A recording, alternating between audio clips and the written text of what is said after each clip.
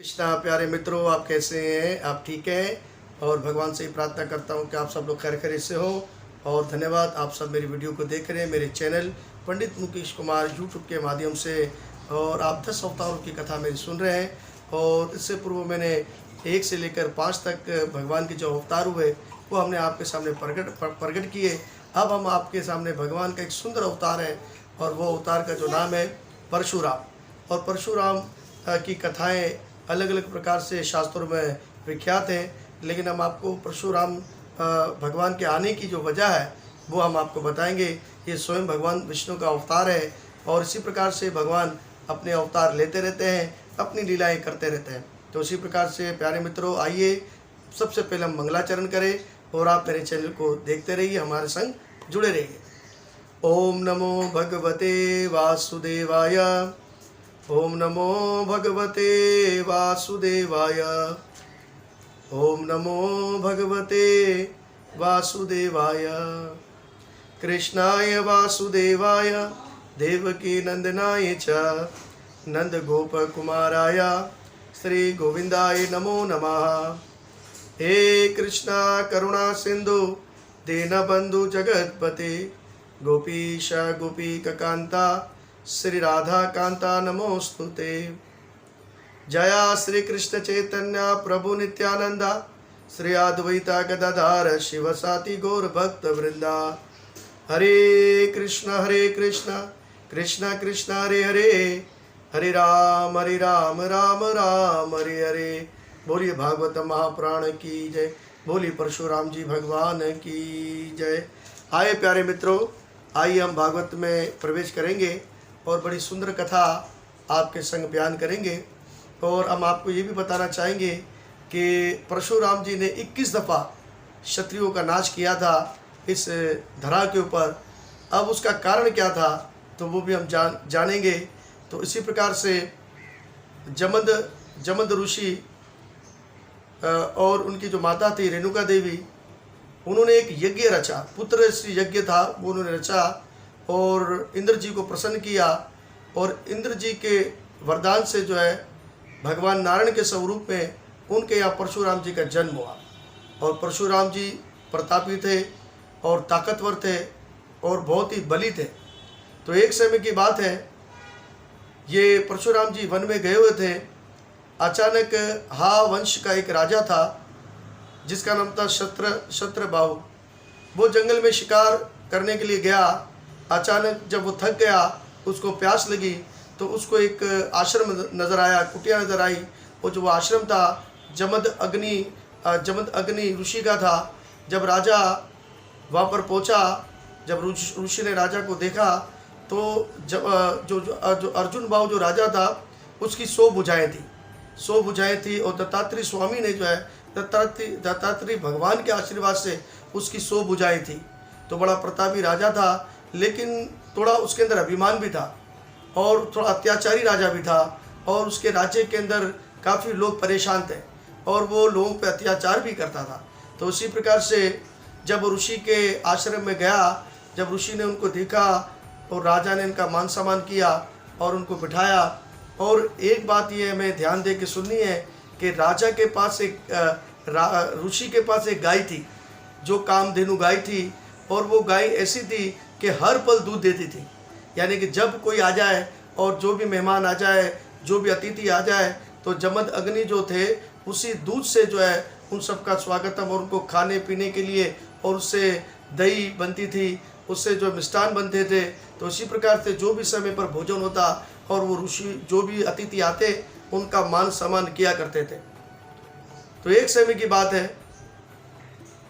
तो इसी प्रकार से जो है राजा ने उनसे कहा कि मैं यहाँ आपके यहाँ कई दिन विश्राम कर लूँ। तो उन्होंने कहा कि कोई बात नहीं, आप मेरे मेहमान हैं और आइए, आप हमारे यहाँ विश्राम कर सकते हैं। तो उसी प्रकार से अब राजा ने जो क्या किया कि राजा की दृष्टि जो थी वो कामधेनु के ऊपर आ गई, गाय के ऊपर। बोला ये ज़बरदस्त गाय है और इसको लेना चाहिए। अब कैसे लें? अब ऋषि से कहा कि ये गाय मुझे दे दो। ऋषि ने गाय देने से मना कर दिया और कहा कि मैं तुमको नहीं दूंगा। तो उसी प्रकार प्यारे भक्तों, इसी प्रकार से अब राजा को जब मना कर दिया, ऋषि ने, जमदग्नि ने, भाई तुम ये गाय मैं तुमको नहीं दूंगा। तो उसी प्रकार से अब राजा ने सोचा, मन में सोचा कि ये तो दे नहीं रहा है, अब कैसे लेकर जाए। तो अब राजा के मन में एक षड्यंत्र रूप से रचा कि उसने रात की तारीख के अंदर वो कामधेनु गाय को अपने साथ लेकर अपने महल में चल दिया। तो उसी प्रकार से जब सुबह हुई, जब जमदग्नि गए गौ माता का दर्शन करने के लिए, तो गौ वहाँ पर नहीं थी और जमदग्नि ये समझ गए कि ये षड्यंत्र राजा का ही है। तो इसी प्रकार से रेणुका देवी भी परेशान हो गई और जमदग्नि भी परेशान हो गए। भगवान को भोग लगाने के लिए कुछ भी नहीं था। तो उसी प्रकार से परशुराम जी आए और परशुराम जी ने ये देखा और जमदग्नि ने उनको ये बात बताई कि पुत्र कि हमारी जो गाय थी कामधेनु, वो जो एक राजा जो था श्रेष्ठ अर्जुन और देश का राजा था, वो लेकर चला गया है। तो उसी प्रकार से परशुराम जी को बड़ा क्रोध आया और क्रोध में भर गए। तो उसी प्रकार से अब वो प्रतिज्ञा ली उन्होंने कि मैं इस राजा को नहीं छोड़ूंगा। तो इसी प्रकार से वो राजा को ढूंढते हुए उनके महल में जा पहुँचे और उनको ललकारा कि राजा बाहर आओ। जब राजा ने देखा कि परशुराम जी है, उनको नमस्कार भी किया राजा ने, लेकिन कहा कि तुमने बड़ा ब्राह्मण का अपराध किया है और ऋषि का अपराध किया है। तो उसी प्रकार से उनकी हमारी जो गाय है जो तुम मेरे पिता से चुरा कर लेकर आए हो, उसको तुरंत दे दो। तो राजा ने देने से मना कर दिया। उन्होंने कहा अगर तुमको लेना है तो मेरे साथ युद्ध करना पड़ेगा। इसी प्रकार से परशुराम जी तैयार हो गए। अब भयंकर युद्ध शुरू हुआ और जब युद्ध समाप्त हुआ तो उसी स्थान पर परशुराम जी ने उनकी 100 भुजाओं को काट डाला। एक एक करके एक भुजाओं पर जो है मारता रहे तो वो कटती रही। तो 100 भुजाएं उनकी जो है वो काट कर जमीन पे गिरा दी। तो उसी प्रकार से अंत में जो है श्रेष्ठ अर्जुन की लीला परशुराम जी ने वही समाप्त कर दी और उनको वहीं मार डाला और मारकर जो है अपनी गाय लेकर जो है वो अपने पिता के आश्रम पर पहुंच गए। अब श्रेष्ठ अर्जुन राजा के जो 100 पुत्र थे वो बड़े क्रोधित हो गए। उन्होंने कहा कि हम भी अपने पिता का बदला लेंगे। अब उनके मन में भी बदले की भावना जाग गई। तो उन्होंने भी जो है 100 पुत्रों ने क्या किया कि वो ऋषि के आश्रम पे उन्होंने आक्रमण कर दिया और जमदग्नि अग्नि को मार डाला। तो उसी प्रकार से जब जमदग्नि अग्नि को मार डाला तो ये दृश्य उनकी पत्नी रेणुका ने देखा। तो वो भी वहीं देखकर उनको जो है उनका भी वो भी प्राण को उन्होंने त्याग दिया, सती हो गई वो। तो इसी प्रकार से ये सारी बातें जब परशुराम जी को पता लगी, जब देखा ये दृश्य देखा, तो वो भी बहुत क्रोधित हो गए और उन्होंने वहीं पर ही जो है प्रतिज्ञा ली कि आज से मैं जो है 21 दफ़ा जो शत्रुओं का नाश करूंगा इस धरा के ऊपर। तो उसी प्रकार से उसने तुरंत जो है अपना भाला लिया और वो चले गए और देश के अंदर वहाँ पर श्रेष्ठ अर्जुन के 100 पुत्रों को जो उनको मार डाला। और फिर इसी प्रकार से वो जो है जो भी क्षत्रिय वहाँ पर पैदा होते, खत्री पैदा होते, वो मार डालते हैं। तो उसी प्रकार से ये सिलसिला चलता रहा। आखिर में इस सिलसिले को बंद कराना था तो कश्यप ऋषि ने उनसे प्रार्थना की कि हे प्रभु, हे परशुराम जी महाराज, जो कुछ आप कर रहे हैं, लेकिन वो आपके बदले की भावना थी जो पूरी हो चुकी है, कृपा करके बंद कीजिए। तो उन्होंने जो है कश्यप ऋषि की बात को मान लिया और मानने के बाद अपना तीर कमाल और भाला जो था वो कश्यप ऋषि के हवाले कर दिया और तपस्या करने के लिए हिमालय पर्वत के ऊपर चले गए और वहाँ पर तपस्या करते रहे। और स्वयं भगवान थे वो, तो करते रहे और पृथ्वी का जितना जो कुछ भी था, साम्राज्य था, राज्य था, जो कुछ था, वो ऋषि को देकर चले गए।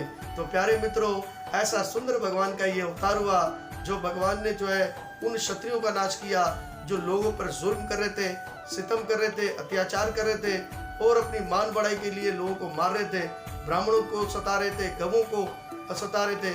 तो फिर परशुराम जी का अवतार हुआ और उन्होंने उनको मारकर और इस धरा पर जो था वो पाप का अंत किया। तो प्यारे मित्रों, इसी प्रकार से ये हमारी कथा यहाँ समाप्त हुई है। अगर मेरे बोलने में कोई गलती होगी तो मुझे क्षमा करना और मेरी वीडियो को देखते रहे। अब हम 7वें अवतार के भी बारे में आपको बताएंगे। बड़ा सुंदर अवतार है और वो अवतार में बाद में आपको के साथ में जो है कथा को बयान करेंगे। और भगवान की ये बड़ी ज़बरदस्त लीला थी और भगवान विष्णु का अवतार था परशुराम का। तो कृपा करके इस वीडियो को देखें, इसको लाइक करें और ज़्यादा से ज़्यादा इसको शेयर करें ताकि इस धर्म कार्य में आप हमारा साथ दें, इस प्रचार में हमारा साथ दें। जय श्री कृष्णा, जय जय गुरु नवल, नित्याय गोल परमानंदी, हरि बोल।